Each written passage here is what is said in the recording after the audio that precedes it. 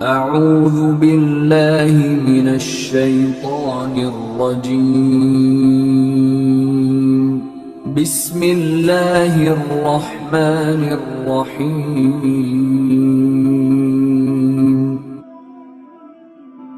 کریم آقا علیہ السلام نے ارشاد فرمایا کہ میرے جو بہترین لوگ وہ ہیں جو میرے زمانے کے اندر ہیں، جن کا زمانہ میرے زمانے سے ملا ہوا ہے۔ پھر اس کے بعد وہ لوگ بہترین ہیں جن کا زمانہ ان لوگوں کے ساتھ ملا ہوا ہے جو میرے ساتھ تھے، تو وہ بہترین ہے۔ اور پھر میرے آقا نے فرمایا کہ جس شخص نے مجھے دیکھا حالت ایمان کے اندر، جس نے میری زیارت کی، میرے چہرے کو تکا، میرے آقا نے فرمایا اسے جہنم کی آگ چھو نہیں سکتی ہے، اسے جہنم کی آگ کبھی بھی چھو نہیں سکے گی جس نے حالت ایمان میں میرے چہرے کو تکا، مجھے دیکھا ہو۔ میرے آقا نے یک ساتھ یہ بھی فرمایا کہ جس نے مجھے تو نہ دیکھا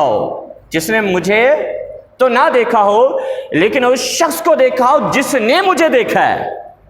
تو آقا نے فرمایا اس شخص کو بھی جہنم کی آگ کبھی چھو نہیں سکے گی، کہ جس نے مجھے دیکھا اس کو بھی نہیں چھوئے گی، اور جس نے اس کو دیکھا جس نے مجھے دیکھا،